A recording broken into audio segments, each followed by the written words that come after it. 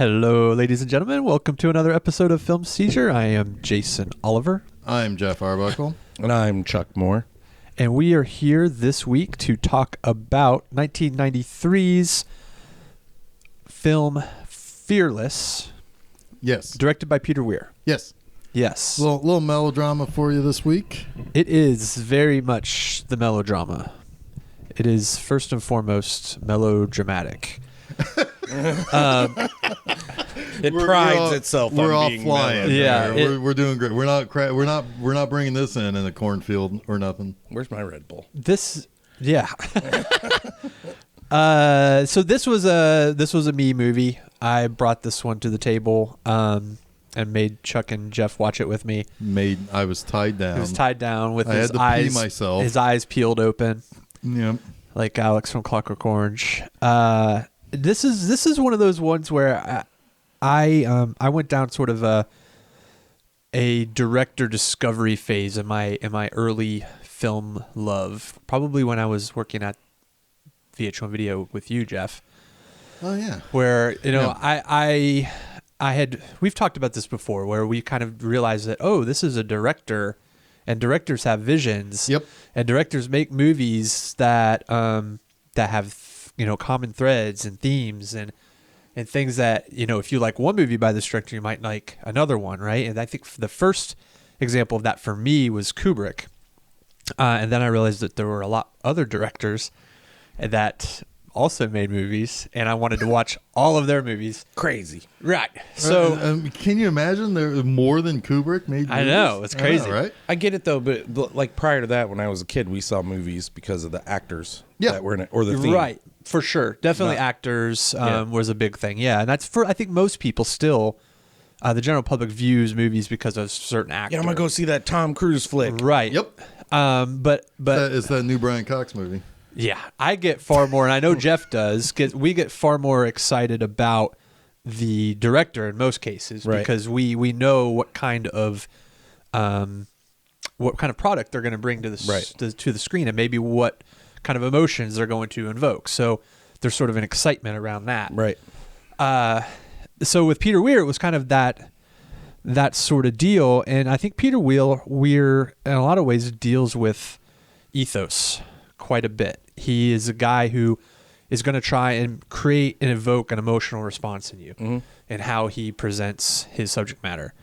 Sometimes that comes off as a little saccharine or sappy, and I think this movie could definitely come off that way for some people. I wouldn't call it that. I mean, I think it's effective. Mm-hmm. There are things that work in this movie that wouldn't work in others.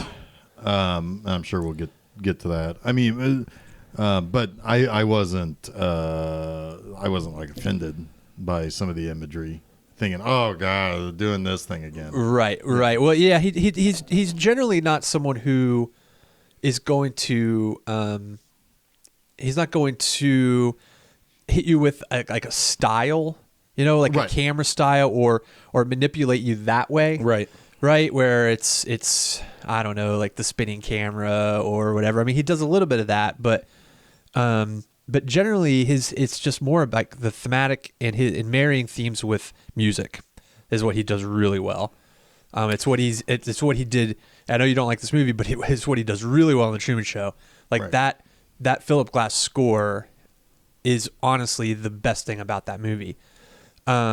And he does it again in Dead Poets Society. The music in Dead Poets Society is just drives everything home. Right. And for me, the best example of that in any of his films is this one, with two specific sequences, which we'll talk about in a bit. But I wonder if one of those is the one that's coming to mind for me. And it's like, that's an odd choice, but probably. Okay. Yeah. All right. Well, I'm curious to get there. Yeah. Or same wavelength. Were Yeah. you thinking the same thing? I was like, oh, this sounds like that. Yeah. Yep. And then I was like, wait, it is that. That's weird. Yeah. And I had seen this movie before, but don't particularly remember that being in there. So yeah, I will say I had not seen this movie before. I knew of it. I certainly remember the box, the poster, and I knew that Rosie Perez was nominated for an Oscar for this. And yes, she was.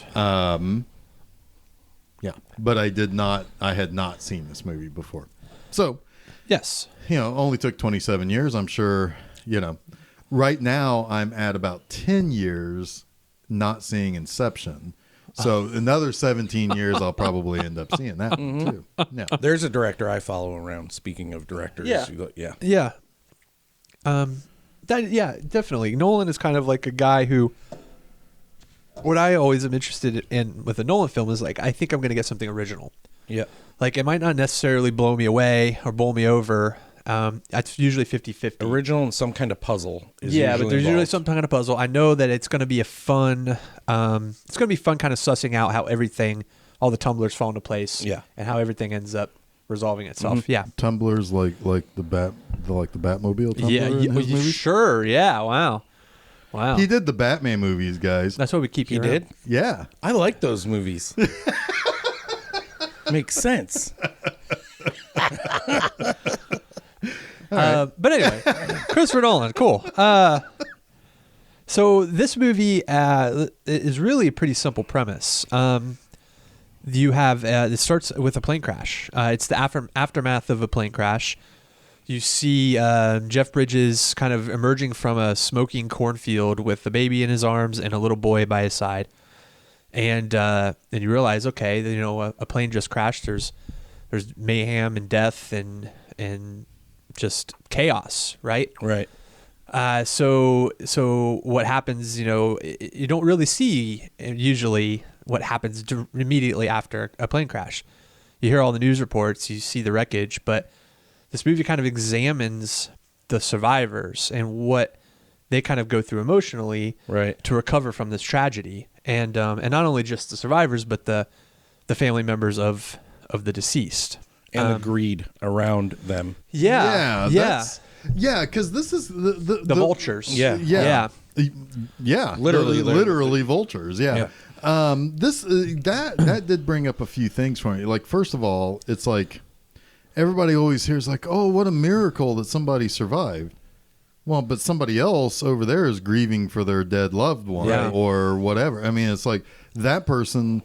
Wow, isn't it great that he made it out unscathed? That poor asshole over there doesn't have any more arms or legs. Right. You know, he was decapitated. Or he was decapitated, yeah.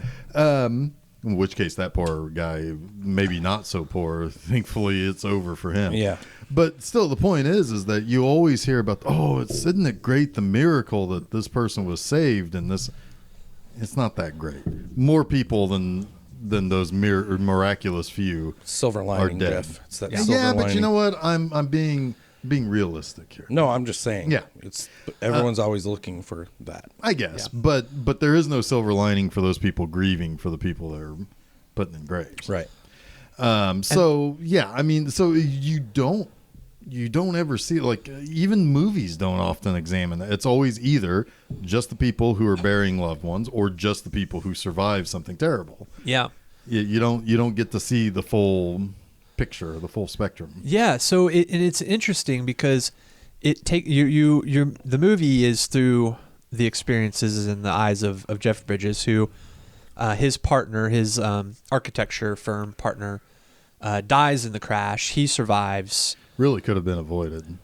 I know, just snapped his fingers because he would have appeared on the bridge of the Enterprise. Yep. Oh, I get it. Cue that bastard. He probably caused the crash in the first place. Yeah, probably. Just let's see what happens if I do this. Right. Yeah. It'll be a fun episode. But his partner dies. He survives, and he kind of has like a strange response to surviving. He leaves the crash. He asks a taxi driver to take him to the nearest hotel. Right. He kind of cleans up himself. He goes to bed. He's just sort of like a little bit in shock, a lot in shock, really. And then instead of calling his wife and telling her that he's alive, he visits an old girlfriend. Well, he rents a car and is going to drive home from wherever they are. Right. To San Francisco. Bakersfield. Yeah. Was it Bakersfield? Mm-hmm. Okay. So yeah, to San Francisco. Yeah. Which is that's going to be that's a hefty drive. Yeah, it's not a short one. Nope. So I mean, like, he's just kind of I'm just gonna do my thing here. It kind of reminds me of Ron Livingston in Office Space. In Office Space, With yeah. the finger snap, to bring the finger snap Yeah. back into it. He Yeah, has a that little kind bit. of malaise or oddly calm. He's disassociated Yeah. himself from what happened. Yeah. And what you kind of come to learn is that in those moments and after the crash, he's not even sure that he's alive. Yeah. He's living almost like this in between life, Right. where he thought that he was facing death on the plane and that he did in fact die, and now he's just sort of living in bonus time. He's a ghost or whatever. Or a Yeah. ghost. He calls kept himself. referring himself and Rosie Perez as ghosts. Yeah. That and at one point he says to her that they've already died, Right. which he never clarifies what he means by it, because she like kind of freaks out about that, and he's like, well, no, I don't mean it like that. Well, I didn't understand what he did mean by that, but we'll get there. Right. Well, I think we can talk about whatever, whenever in this movie. I think what he meant by that was that we face death. We no longer have that fear, or at least he doesn't, of death. So I guess so existentially they've already died. Right. So to him, death is no longer a mystery, Okay. or something to be feared. Okay. Right. Well, yeah, because Well, he that also- line is constantly repeated too. This is the moment of my death, Right. and Because he has a moment of clarity on the plane where he is convinced that he is going to die and he's at peace. Right. And then he doesn't die, and he wants to hold on to that feeling of peace Right. that he had in that moment, but he's got to actually live again, right? Right. And there's a disconnect there. Right. He also walks out into traffic and basically yells at God like, you can't kill me. Right. you tried once. You already can't killed me. You can't do it again, or you tried once and you couldn't. Something to that effect. Basically, he's all fucked up. Yeah. Yeah. I mean, he's experiencing a whole host of emotions in the form of survivor's guilt, post-traumatic stress, probably lots of things clinically that I don't have words for. Right. Which is another, I think, interesting element of this movie is the psychotherapy aspect of this movie, right? Which they didn't delve into a lot with the actual therapist, which I found kind of interesting. But Yeah, that was, if there's one detraction that I have for this, is that the John Turturro character just kind of disappears. Yeah, he does. When he and he also seems ill prepared, because he says, well, I'm not sure what I'm doing, but he's trying, but he's not saying that like, oh, duh. Well, I'm he's saying guessing- that like, I don't know where to go with these people yet. I'm guessing a lot of the time what that kind of therapist deals with are the surviving members of the family, not people Not the who people survived who- the crash, because Yeah. they're usually all dead. Yeah. Yeah. And that's what I wondered, but Yeah. they never really, He's they very never uncomfortable really- flying too. Yeah. Yeah. He's not to do this as a pun, but they didn't land that that storyline. Yeah, no, I would agree with that criticism for sure. I would have liked more from him, and it's sort of glossed over the fact that he sort of jumped forward in time, and he mentions that Jeff Bridges and Rosie Perez are the two people he hasn't been able to help. Right. Like he's been able to help all the other survivors kind of overcome some things, or at least recognize what their problem is and what Right. they need to do to move forward. He hasn't been able to do that with them, so he decides to put them together, Right. which I don't know if that's the right move or not. It wasn't. And ultimately, it really shouldn't have Right. happened. Yeah, because what does end up happening, a thing that sort of happens by happenstance, happenstance in the fact that it actually helped Rosie Perez, but it probably was a big problem for John Turturro. Right. Yeah. Well, yeah, and I will say, It's kind of dancing around a plot point for later. yeah, we'll get there, but I will say that my favorite part of the movie was that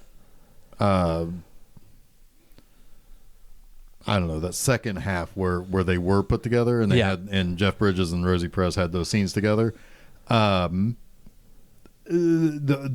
was those were not only interesting, but they were nice scenes. Yeah. It was, here's two people that are even though there's an insinuation that there could be a romantic relationship between them, that's not what this relationship is. Right. It's always kind of nice to see that represented as these are just two people who enjoy each other's time or whatever. They don't have to be, they don't have to find love with one another. They just have to find life. Yeah. Sorry, go ahead, Chuck. I was just going to say, actually changing subjects, kind of back to the beginning of the movie.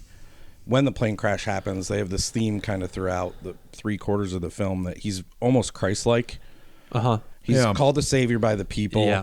When he walks out of when he walks out of the cornfield, he's very calm, serene. He has long hair, he looks Christ-like. Yeah. And he's carrying a baby, right? And Rosie Perez is saying, "My baby's still in the plane." So immediately I'm thinking, okay, we have this big actress.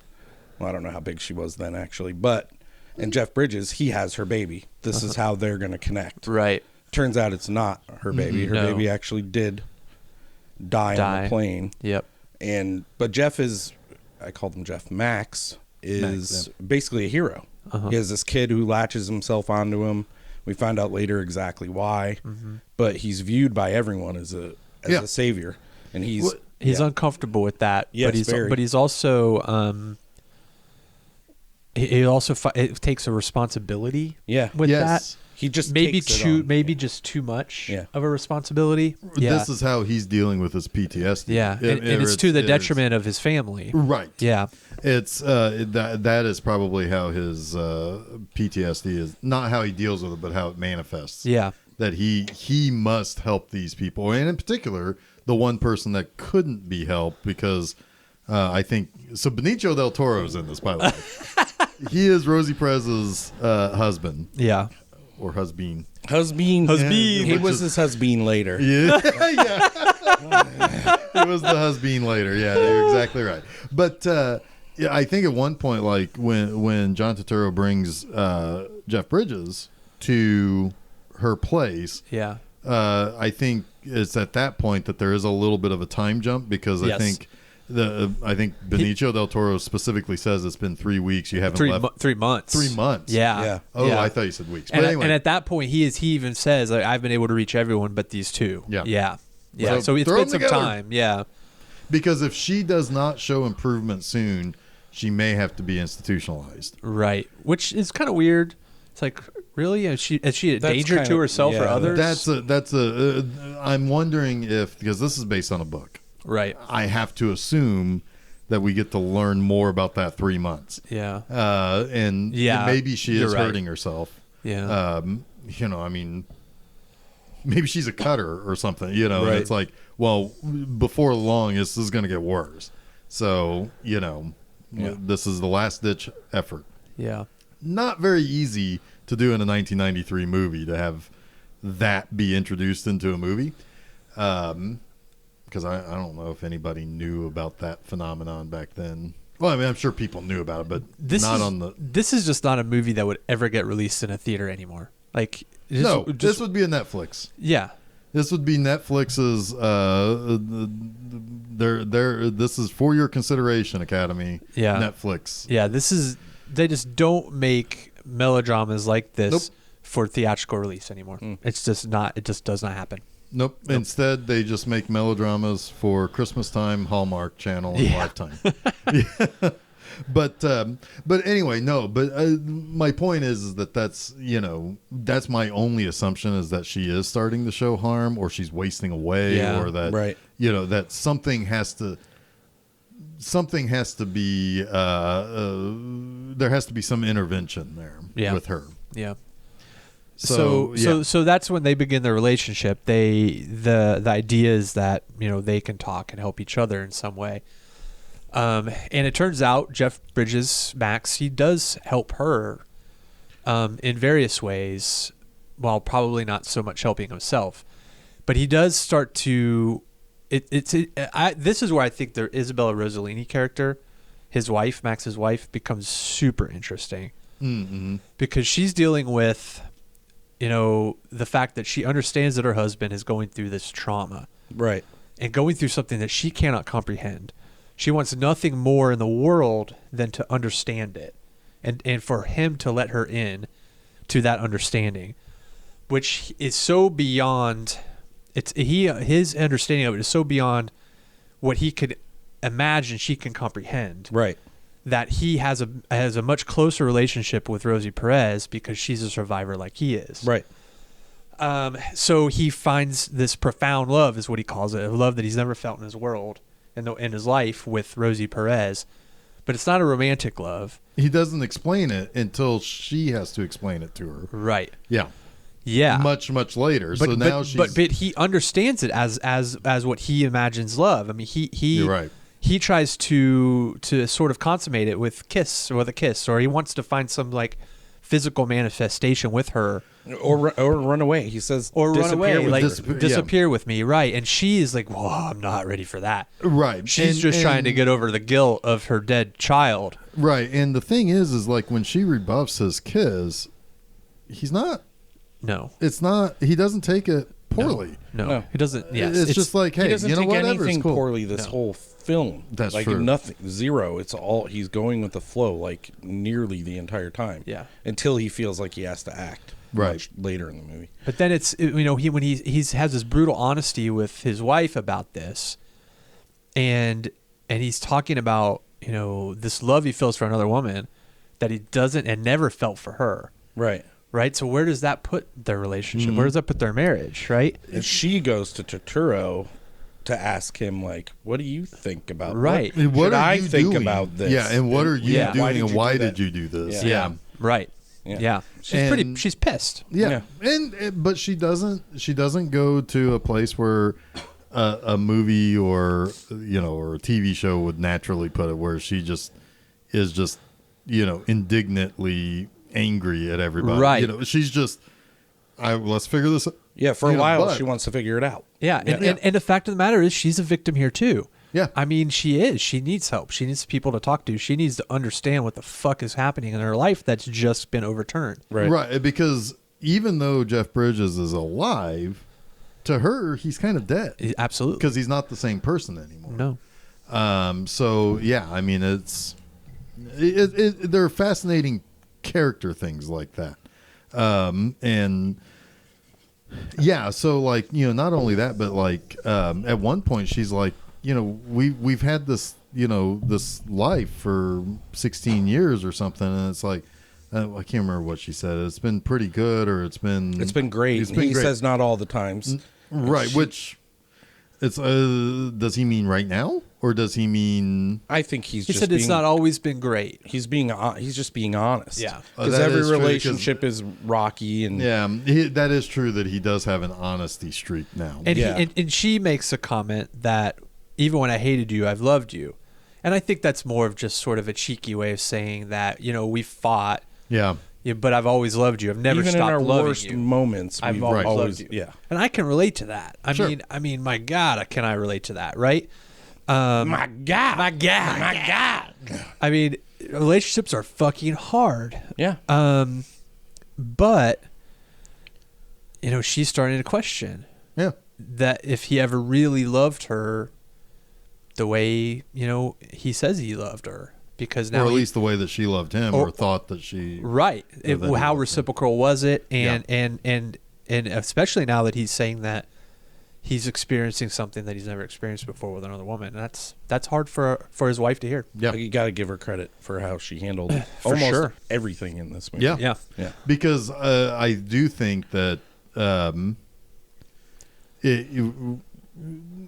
when you get down to the climax of this movie, it's like she starts to do things that she wouldn't normally do, kind of going through his stuff. And I think she's starting to realize, oh my God, it's like, this is a pretty big disconnect here, what's going on with Right. him. And, Yeah. and then I think she kind of gets that second wind maybe to say, hey, he doesn't know where he's at right now. He doesn't know what's going on. Yeah. So, Right.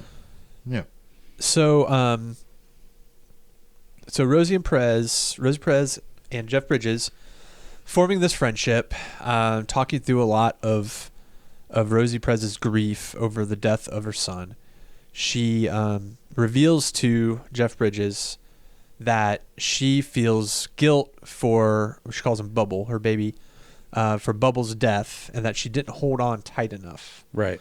When yeah, that's important because there's a scene, there's a few scenes that lead up to this. Yeah, that says you know, because she's like, I can't get his seatbelt, I can't get his seat, and the stewardess says, you're supposed to hold him anyway. Just hold him tight. Everything will be fine. Doing what the stewardess's job is. Yeah. You know, I mean, what are you gonna say? Oh, that kid's fucked. You know, like, what is that? What's that lady gonna say? Right.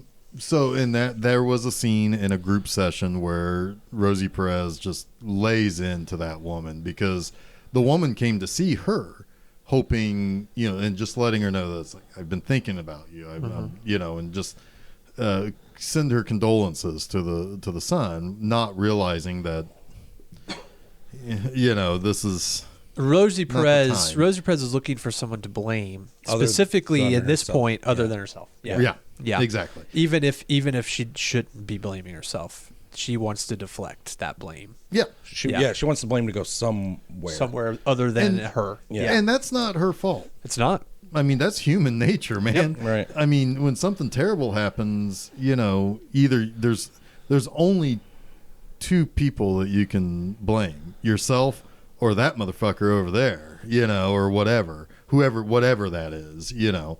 But it's, you know, it's one of those, that's human nature. She's lashing out because she has no place to put that. She's had no place to put that for months now. Yeah. And it's, and maybe, you know, she gets a little bit of relief. It's like, it's a one less thing consuming her to allow herself to, however unfair it is to the stewardess or the flight attendant, to get it out, right? Right. Mm-hmm. Which is, I think, what John Turturro tries to say when he separates the two of them. Yeah. Which is, hey, we're not here to blame each other, and then Rosie Perez says, but we can only say nice things. Is that what it is? He's like, no, that's not it either. Right. But when you've got somebody who's so charged up, you know, and Rosie Perez all charged up is like a fucking X-Man about to explode your head with that voice. You got to play that safe. And you may not be able to say everything that you think you might, that you think you should say. Charged up Rosie Perez. Right. Did you say she was like an X-Men? Yeah, she's like Siren. Yeah, I was going to say Siren. Siren or a Banshee, one of those. One of those two, yeah. Has Rosie Perez ever been nominated for anything else? Was she nominated for White Men Can't Jump? Nope. No. Not that I know of. She was in Untamed Heart. Remember that? Uh-huh. Yeah, I like that movie. Flick. Yeah. Marissa Tomei. Yeah, another little melodrama. Christian Slater. I was going to say Jack Nicholson Jr., but yeah, right. Yeah. Anyway, okay. So leading up to this scene then, you have it established on the plane that the flight attendant told Rosie Perez to hold her baby. Then you have the confrontation at the group therapy session between Rosie Perez and the flight attendant. So you understand there's something there. Something eating away at Rosie Perez. Right. And it's the fact that she's blaming herself for the death of her son. And her and Max have just had kind of a nice day. They went over to Oakland. Yeah. Looked at architecture in Oakland. Who knew? Right. Yeah. And they decided to buy Christmas presents for the dead. Yeah, it's sort of like this therapeutic exercise, if you will. Yeah, because there is an important thing there about his faith. Yeah, he calls his faith into question because his dad just died suddenly one day. Yeah, and he doesn't know why, and he doesn't know what he could. I mean, he was a good guy. He wasn't, you know. And that there's a scene with, because obviously Rosie Perez is very religious. I mean, she's from probably a Catholic. Yes, she's extremely Catholic, Hispanic Catholic upbringing. She is extremely, I forgot about that. Yeah, I know. Okay. Yeah. But anyway, you know, because like she's asking, you know, what did we do? Why would our loved ones be taken from us like that so suddenly? And taken by God. Yeah, this is another one of those scenes where they paint Max as a Christ figure. Yep. Because he says basically tells her there is no God. Yeah. And she said, but you can protect me. So there is no God. There's just you. Basically. Yeah, because he doesn't really have an answer for that. No, he doesn't. Yeah. But it still, I think, feeds this weird neuroses. I don't want to call it neurosis. Yes, that's a good word for him. It feeds that. He also had the really good line. It's like, it's people choose between believing in God and not believing in anything, or something like that. I can't remember the line exactly, but he basically lays out the people. There are plenty of people who believe in religion because they would rather not believe in nothing. Right. That's probably true. Right. But anyway, yeah, you were saying. So yeah, she kind of starts to melt the fuck down in his car. Like she's just told Max that she blames herself, that she didn't hold on tight enough. She let go when she thought the plane had landed safely. She thought she felt the wheels land. Right. She felt like there was a moment where everything was going to be okay, and she loosened her grip on her baby, and then he died. He fell. He was probably not. And Max asks her, but almost like not even a question, like a statement. So you killed your baby, right? Yeah, basically. Yeah, and which he was trying to listen to how ridiculous you are. Right. He was trying to play the devil's advocate. Yeah. To her, it sounded like an accusation, and she just melts. Yeah. And he recognizes that, holy shit, what have I done? Yeah. I've done this. I've put her in this tailspin.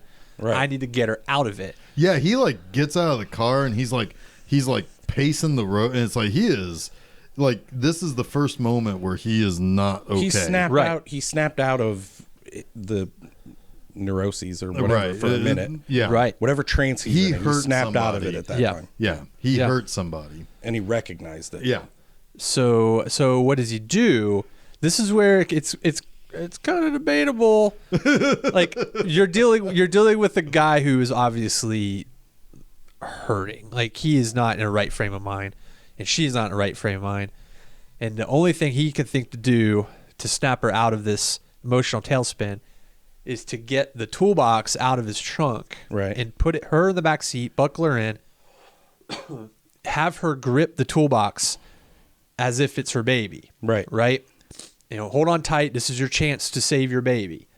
You're going to get a second chance. Let's do it this time. And he gets in his car and he starts to accelerate and drive, while U2's Where the Streets Have No Name starts to swell. Yeah, which I love it. But it swells right up to the point where the lyrics begin, which is why I think that's I feel like that's a weird choice, but okay. But yeah, it does. That's always been my favorite part of that song. It's like when the lyrics first start, where it hits that crescendo, the rest of the song is good, but that's my favorite part of the song. Yeah, fair enough. Right, so the crescendo, instead of Bono, is fucking crashing your car into a wall. Right. Yeah. And what happens when you crash into the wall? Well, physics happens. Sure does. Thankfully. Yeah. Because if she held on to that damn toolbox, there would have been problems. Right. So obviously the toolbox goes through the front windshield. They're both, scratched up, but not, but okay. And she's okay. She has whiplash, but Jeff Bridges has to go to the intensive care. He was pretty fucked up, actually. His face was all fucked up, all cut up and stuff. But it still proved to her that there was nothing you could do. Right. Physics will win. Yeah. Yes. Over your muscles. This is not your fault. You did your best, but you can't blame yourself for this. Right. Which is a pretty damn effective way of convincing someone. Yeah. But like. Yeah, he's lucky he didn't get sued by Wolfgang Amadeus Mozart.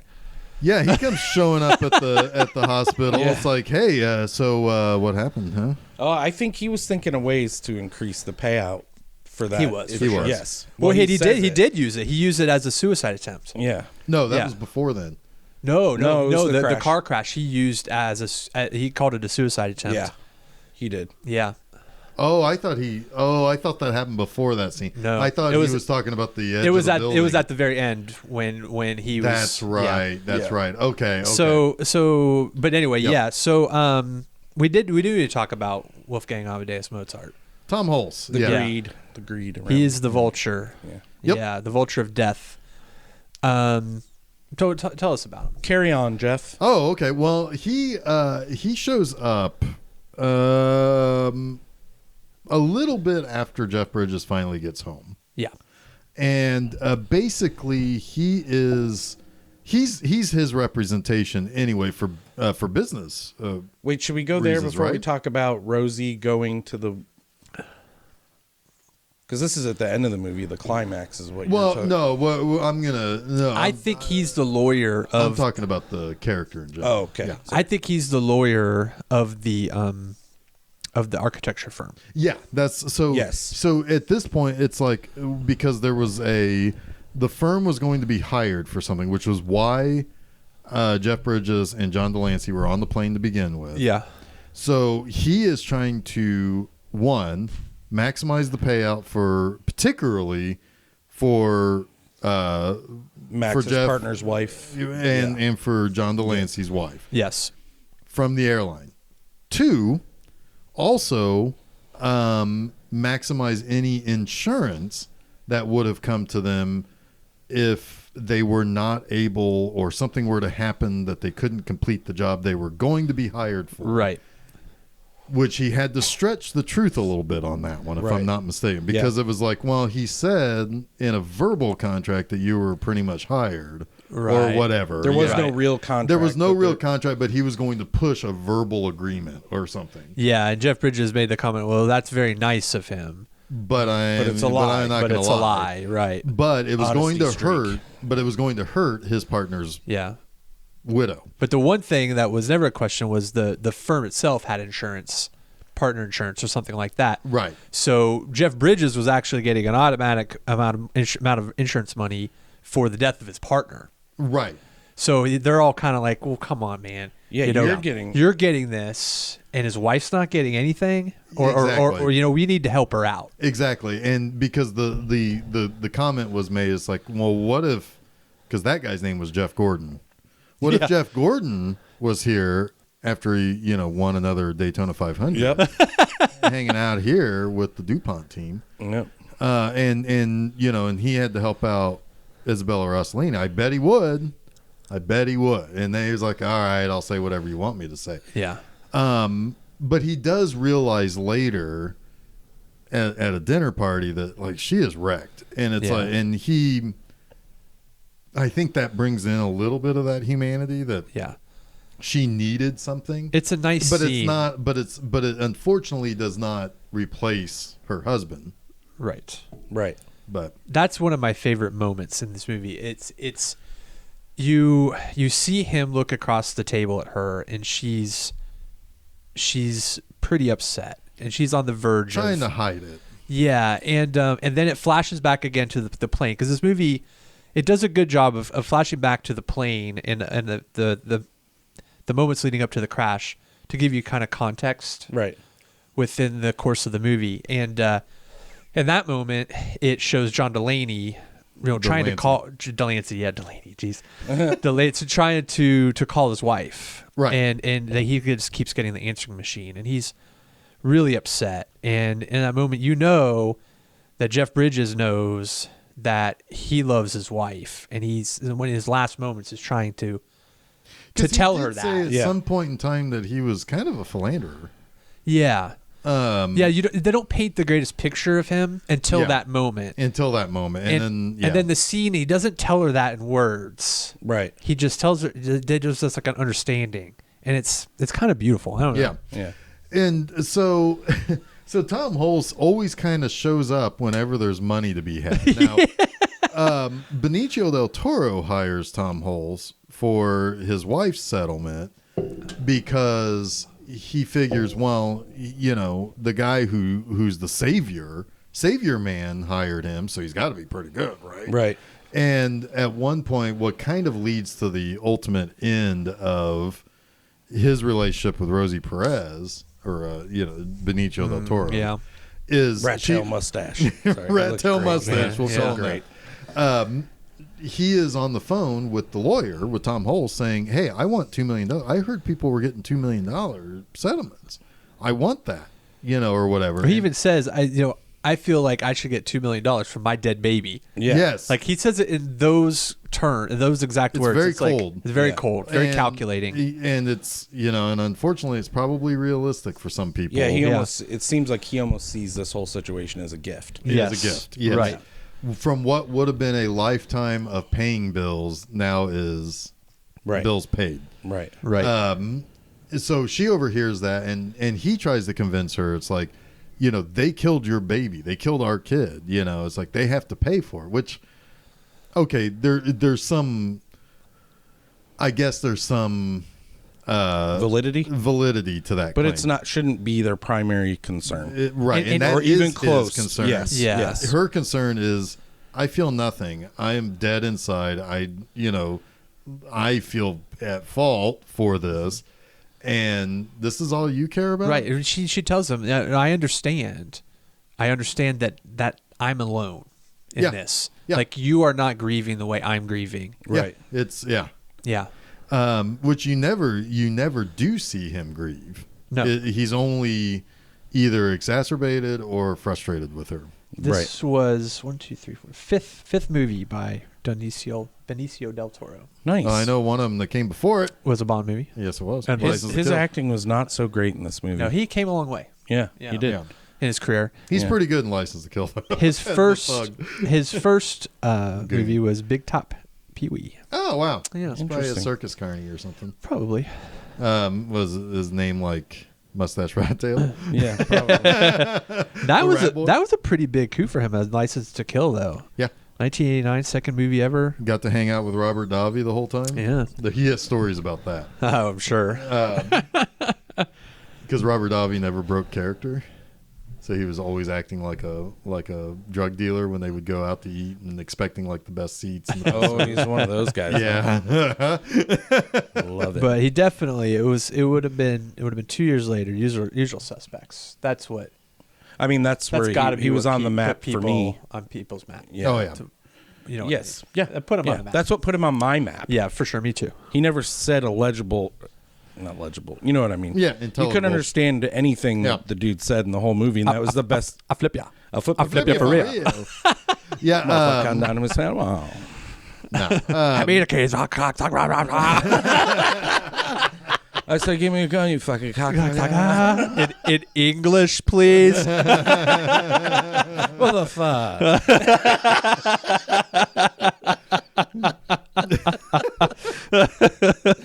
Oh, so good. So like Tom Hulse was always showing up talking about like what needs to happen for the case to progress and what he's trying to get for people. He is trying to, and I do think that he is trying to get more for Rosie Perez, which I think helps when they get into that accident. Yes. Yeah. It Oh, helps. it does. Yeah.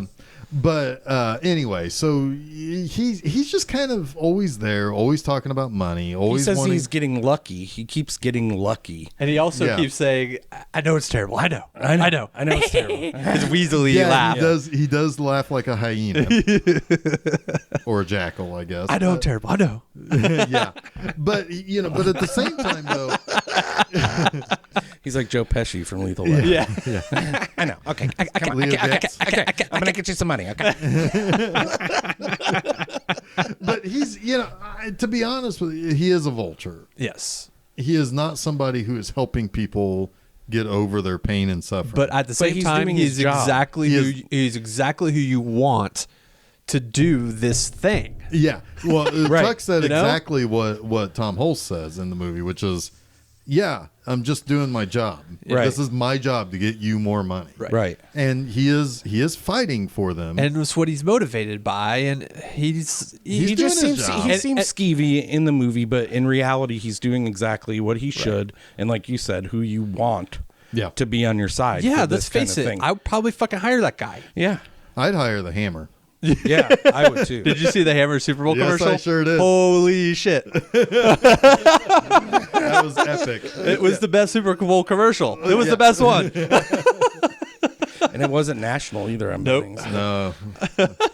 No. Anyway, but yeah, so it's one of those. It's there's a lot going on in this movie that is meant to make you feel mixed feelings about things because it's kind of realistic. Yeah. You don't like the lawyer when they're coming after you, but you like your lawyer when they're fighting for you. Right. Right. And sometimes that lawyer has to do some pretty shitty things. Right. The problem with this lawyer is he doesn't have any emotional intelligence. No, he doesn't obey any social cues. Right. He should protect them a little more and do more work on the other side. Yeah. Yeah. Than involving them in. And he involves them a little. But bit. I do like how he gets tough with Jeff Bridges in certain places. You Yeah. know, it's Yeah. like, look, he's man. like, dude, you're not helping me here. Right. It basically a help me help you sort of thing. Yeah. Yeah. Yeah. Anyway. Where are we at with this? Oh, I think one thing we need to talk about, the big conundrum I have with the strawberries? is the strawberries. I was going to say we should talk Yeah. about that before the So- end of the film. Yeah. So I have a question here. Yeah. Well, should we talk about, let me present. Well, I think my question will help you present this. Okay, because I have, all right, sure. Is there a supernatural element to this? Okay, fair. That does help. I don't think so. But before we talk about the strawberries, or before we talk fully about the strawberries, after the plane crash, Jeff Bridges starts to do reckless things. Yeah. The Yes. first thing he does, and you don't realize it when he does it, but he eats a strawberry. And his old flame girlfriend from 20 years ago, who he goes to see immediately after the crash, she remembers that he had a really bad allergic reaction to strawberries. Right. And that he almost died. And he said, "Oh, I'm all past that now." But he wasn't necessarily past that. Right. But he didn't know if he was or wasn't until that moment. Excuse me. So he eats a strawberry. He kind of waits a tick, and he realizes he's fine. Right. And then He he just starts smiles. eating more, and he smiles. Right. Yeah. He's like, ha. So The forbidden fruit. Because And it then it's- literally It was is literally a fruit. forbidden right, fruit. which is Yeah. another sort of biblical reference. Yeah. Right. Yeah. Also, I thought he was gonna have sex with that lady. He was faithful. That's right. Yeah. Because He was she was always kind of like faithful. He was she was always kind of faithful. like, hey, oh yeah, you're faithful. And the There- waitress's name was Faith. Yeah, that which- was a little which heavy. I agree. I don't Yeah, like it. I didn't like it either. thought that's like, ooh, that comes in with a thud. Yeah. Yeah. That's a 90s thing, maybe. Yeah. Yeah. But then okay, so the next thing he does is he walks into traffic. We talked about that earlier. Yep. He walks across the freeway. Not funny like in Bowfinger, but in serious, like as in Fearless. Jesus, how did you bring Bowfinger? Because I know, that's I the know. funniest scene of Bowfinger. That's and there's a lot of funny scenes of Bowfinger. That movie is criminally underseen. Oh, okay. And you have Steve First Martin, Ninjas. Steve Martin and Eddie Murphy, right? Yes. Oh God, it's funny. It's How so couldn't funny. it be funny? KIT, keep it together. Keep it together. Welcome to Mindhead. So the next thing he does is he, after he kind of has like a disgusted meltdown of sorts at the lawyer's office, where he's like agreed to lie, but he doesn't want to do it. He goes out on the roof of the office and he stands on the ledge, and he looks down. He almost has like a panic attack. Mm-hmm. Like it's a moment where he's sort of, I think, not quite sure if he's overcome his fear, but then he does again, and it becomes, I think, like almost an addictive drug Right. to face It's euphoric. the consequences Yeah. of death and defeat them. Yeah. Yeah. He started the X Games. Yeah. It's kind of like a chase like that. It's an Yeah. adrenaline chase. He's trying to recapture that moment that he had on the plane Yeah.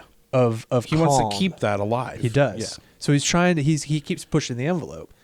And a few times throughout the movie, he eats strawberries, but then he eats a strawberry at the end of the movie. When the lawyer comes over, he's coming over with like fruit and snacks and Champagne and flowers. to celebrate because he says the settlement's coming in tomorrow. And it was bigger than they expected. And I want to Yeah. let's put a quick punctuation point on Tom Hulse there.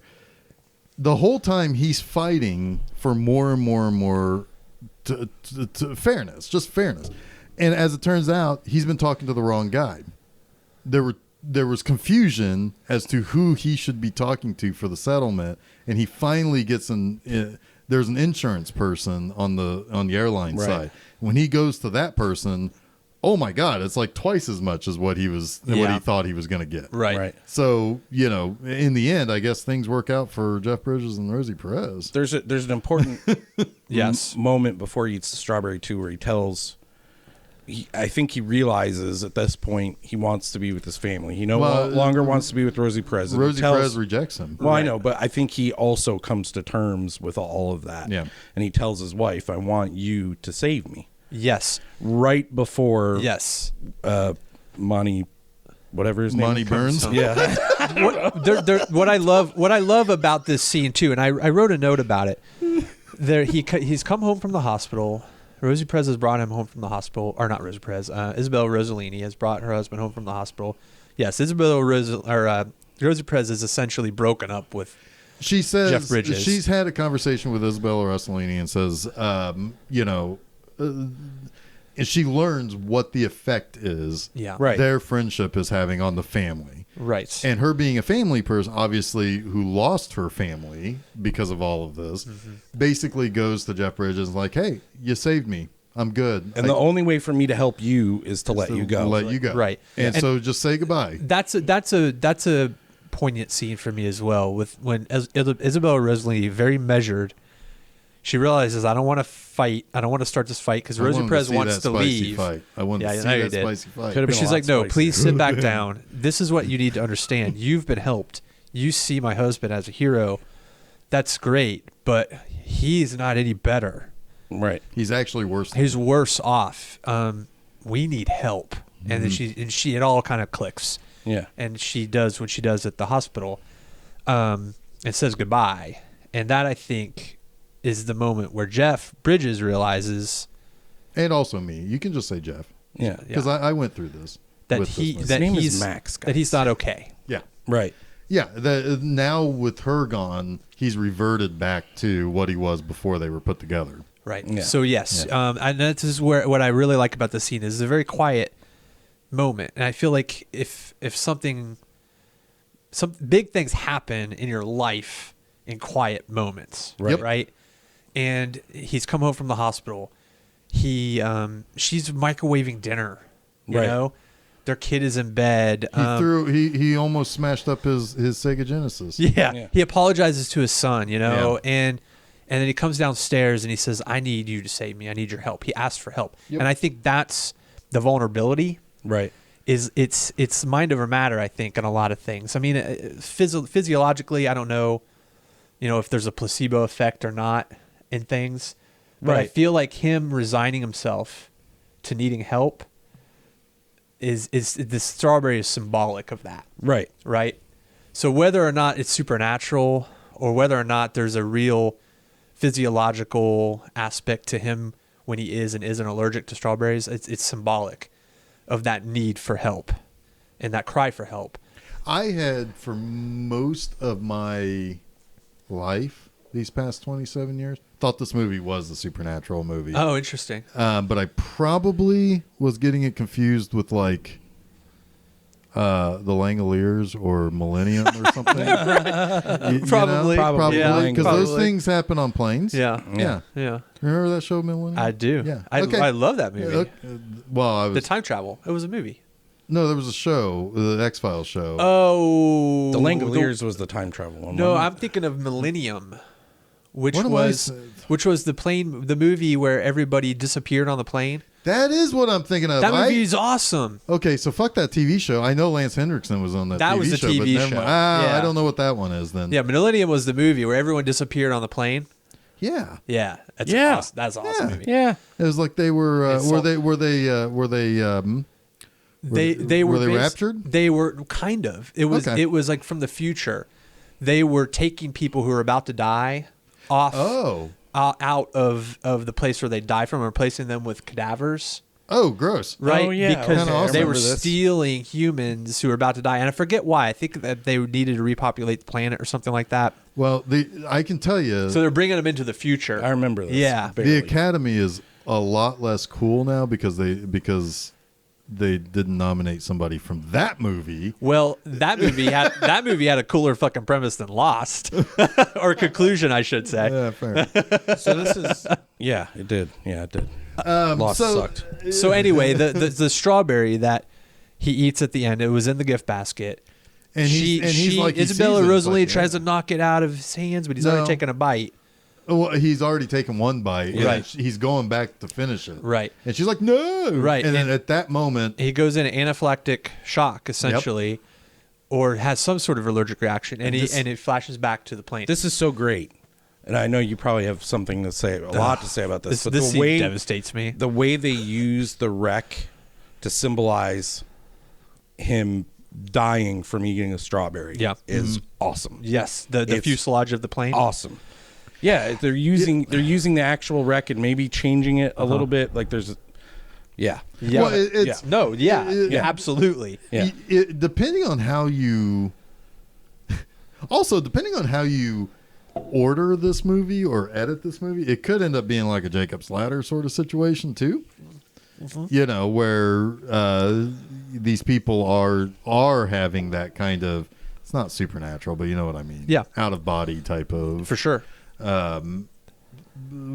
thought or whatever. But you see, so this scene. Oh God, this scene is so even before he eats the strawberry, the first notes of Gorecki's Third Symphony, the Symphony of Sorrowful Songs, starts to hit, and that piece is very slow, very quiet. It builds and builds and builds and builds, and it's used to absolute perfection here. I think this is the first time I've ever heard that piece. Was when I saw this movie for the first time.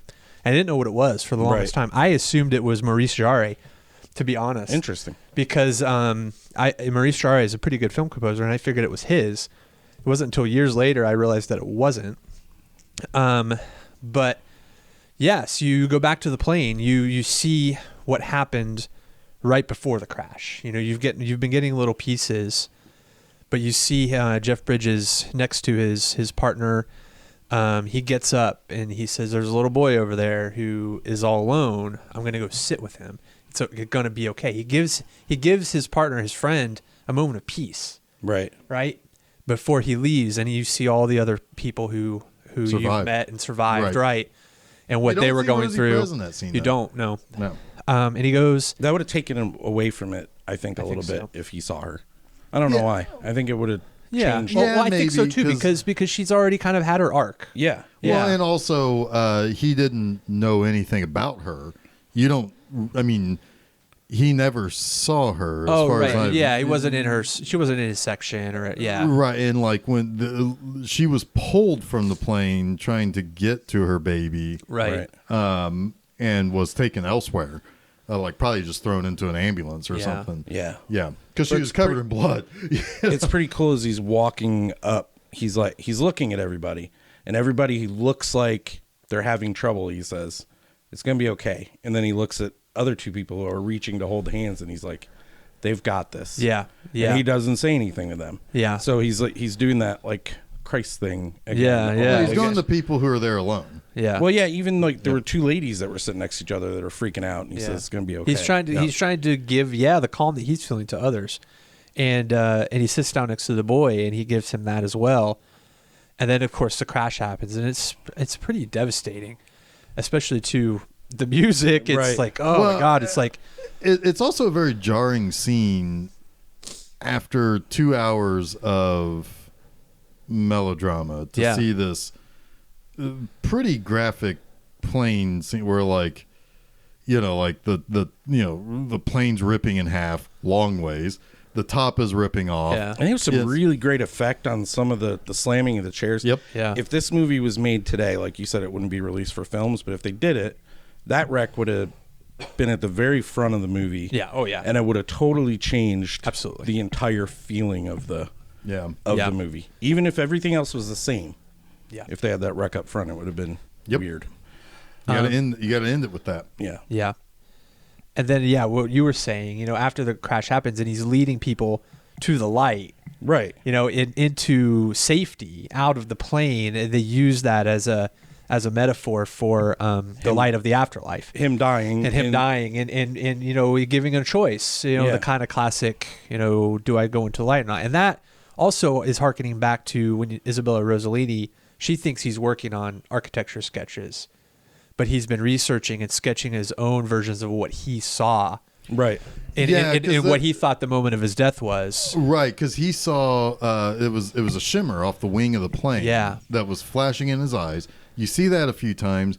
It's what happens when he decides what he's going to do to help Rosie Perez. Yeah. Because he sees that shimmer. They use that light a lot. Yeah. And to good effect in this movie. From different sources. Yep. Like just a bright light that's kind of blinding him. Because there's one scene where he's just sitting in a chair and the blinds, there's light coming through the blinds that's hitting him in the eyes too. That's, it's like shortly after he comes home or something like that.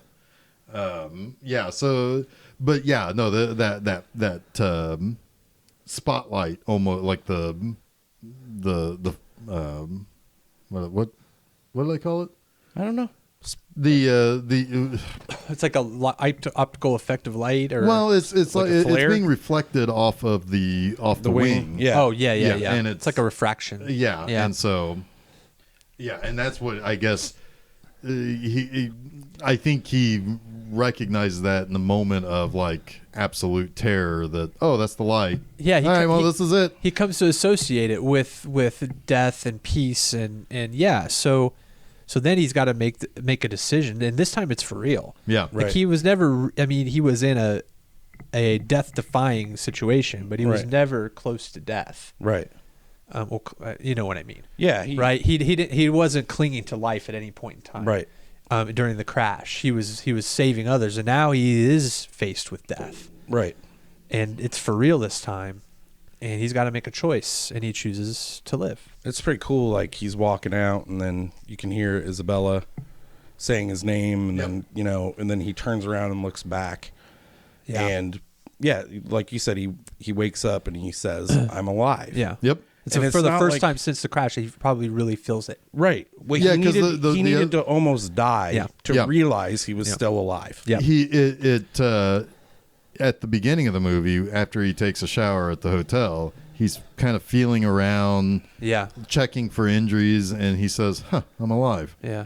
It's a different... He finds the one scratch. He finds one scratch. Yeah. He doesn't believe it yet. Which certainly doesn't believe it. The scratch, and when he's feeling with the dirt in the ground. Yeah. He spits in the ground. That's what I was going to ask about. That's where I feel like he feels like, okay, I'm still tethered to this earth. Okay. Like I'm not dead. But I don't think he truly feels alive either. He thinks he's a ghost. Like the best way he can describe it is, I'm a ghost. Yeah. Yep. Yeah. And I don't think he means that in a literal. No, he means that in terms of, I think he thinks his soul is gone. I don't belong here. I'm not here. Yeah, I'm not really I here. Be here. Yeah.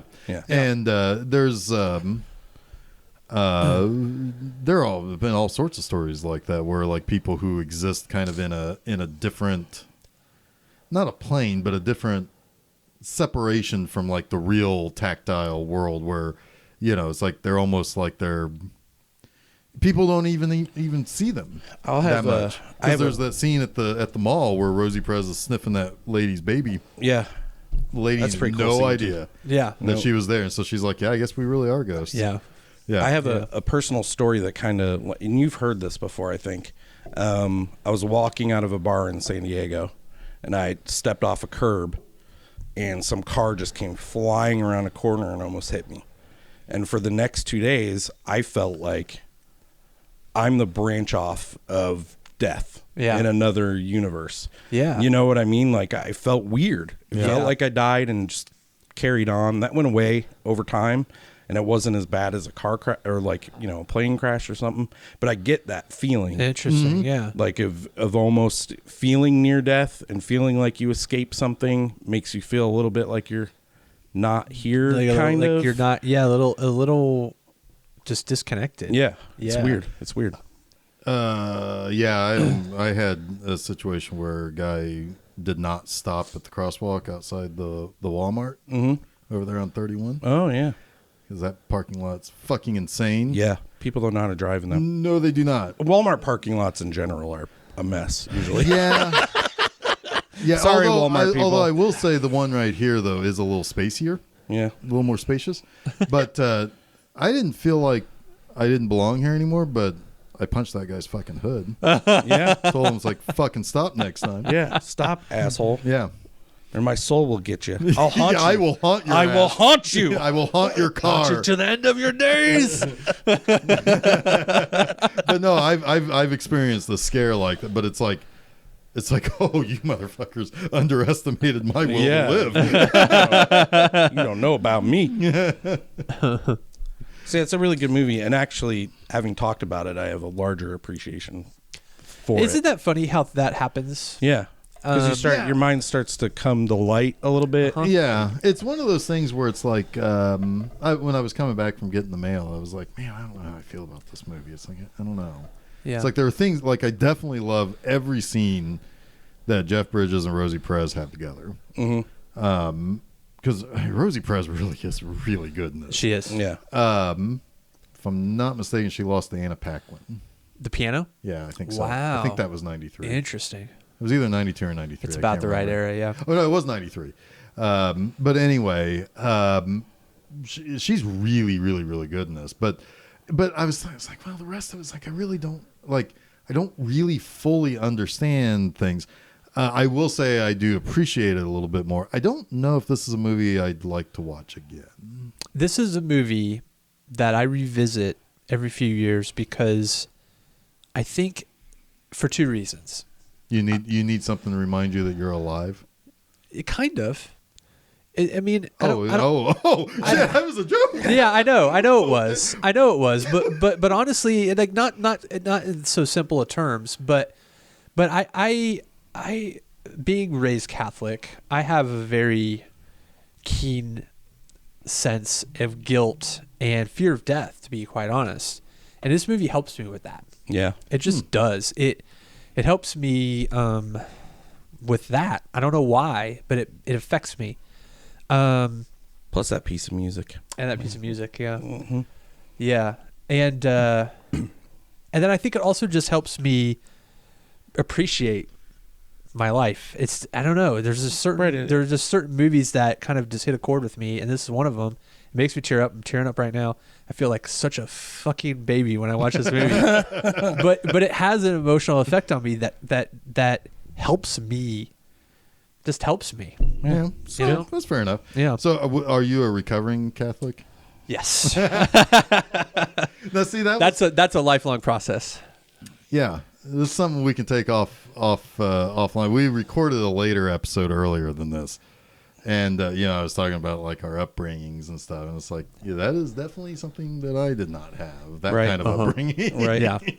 Yeah. But anyway, yeah. So, what else we got here? I'm good. You good? Yeah. I'm good, Chuck? man. You good? Covered it. You good? Yeah. I'm good. Next week, Almost Famous. Yeah. Should be fun. Can you believe that movie's 20 years old? I really can't. That sucks. Dude. Oh, that was the other Super Bowl commercial one that sucked. Oh, God. Was that American Idol one? Oh. Ugh.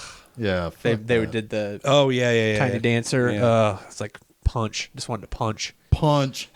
Punch, I kick. wanted to punch fucking, what's his name? Ryan Seacrest was driving the bus. I want to punch him so badly. See, I've already taken all of the goodness that I experienced from watching this movie and talking about it, and I've already turned it into like hateful. But you know Ryan what? Seacrest punching. Let's watch it again. But Save you know what? Jason's There is a tying thread there with the plane almost crashing. Yeah, And yeah. Almost Famous. Yeah, there is. Spoiler alert: there's a plane that almost crashes in Almost Yep. Famous. It's actually a really, really super important scene. It is. That's just a good movie. Yeah, it is. Cameron Crowe. I'm excited. I'm excited to watch and talk about it. Another one of those directors, Cameron I Crowe. love Yes. Cameron You get Crowe. the same feeling I out have of all been of his saying movies. for however many episodes we do, over 100 now. I want to watch Singles. Yeah. I want to watch Fast. I Times love at Ridgemont Singles. High. I didn't know Yeah. Singles was one of your movies. I love Singles is That's good. awesome. Fast Times is great. Yes. Say Anything. But we're going to start with Almost Famous, which is fine. Say Anything is that's my favorite. That's pretty good. I mean, it's pretty good. That's my favorite. It's pretty good. Yeah. But I think Singles was probably it was probably pretty big in the Netherlands, whatever that line is in that. Yeah. Anyway, I admittedly still get that movie mixed up with Reality Bites. I was going to say you look like a doily when he mentioned singles. I'm like, that's the wrong movie. I get the. Yeah, I feel like I'm talking Spanglish when I talk about those movies because I get them mixed up so much. Yeah. Throw in Empire State or whatever that. Empire Records. Empire Records. Oh yeah, man, I mix that up. That's with a other movie movies. I watched recently that does not hold I've up. always disliked that movie. Oof. It is rough. Yeah. But anyway, But Tangent. Renee Zellweger and Liv Tyler in that are still smoking on. Yeah. Yeah. well, This yeah, is duh. this is before Like Renee beyond- Zellweger stretched like beyond her hot. face back with strings. Yeah, or like- whatever no, she that- went to that. Like She went to Sybil those- Sybil Shepherd in Last Picture Show Hot. Yeah. Oh, damn. Well, she was hot in Moonstruck also. Yes. Yeah, no. Renee Zellweger went to the place where F. Murray Abraham, the other guy, Yeah. in, in Amadeus, Salieri. Salieri, He was hanging out. he killed Mozart. Yeah, went to the place where F. Murray Abraham was hanging out in Star Trek Resurrection to get her face stretched out. Oh God! Wow! You Brought that back all around. Nailed it. All the way around. Nailed it. Anyway, yeah. In 2 weeks, we're going to talk about 5 Easy Pieces. Yes. That's a pretty good episode. Yes, it We is. recorded that one already. We like it's good. it. It's good. It's good. Come back. Come back. Check things out. You can go to filmseizure.com. That's where you can go. And Yes, find you things. can find all the things Tell you there. where else you can go. Where? Filmseizure.com. Sorry. Yeah. And Facebook. Yeah, and Yep. Facebook. Facebook/Facebook. Check us The out on the Twitters. socials. The Twitters, yeah. All that. Just look for Film Seizure. We're there. We're hanging out. Yeah, we kind of got it locked down actually. Film Seizure. There's Pretty much. not much else out there. Film Seizure. You usually get the Oliver Stone Film Seizure. That's about it. And us. Yep. Yeah. We got this. We got you guys this. have cornered the market. We got that SEO. Hey, Mondays. Jason, what's going on Mondays? Monster Mondays with Geoff. Yeah, that's me. Yeah. And what else do we have on the site? Every now and then I talk about new movies. We Yep. sometimes all of us talk about new movies. Sure do. Not sure what's going. Oh, What are we in? we're in March. March. So soon we're going to be talking about the new Bond movie. Oh, I'm going to be putting something. that'll Out. That's be going to be a special. That'll be a big day for Geoff. Yes. Yes. But on Saturdays you can read about what I like about Bond movies on 00 Saturdays. Exactly. And then Fridays go over to bmovieanima.com.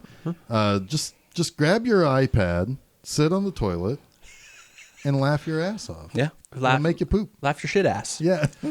Your shit ass. So anyway, so until we come back for the Almost Famous, I'm Geoff Arbuckle. I'm not going to talk. I stepped on your line. Who are you? I'm Chuck Moore. I'm Jason Oliver, and you have been listening. Film Seizure. All right, now put your head down. Close your eyes. It'll be over soon. Everything is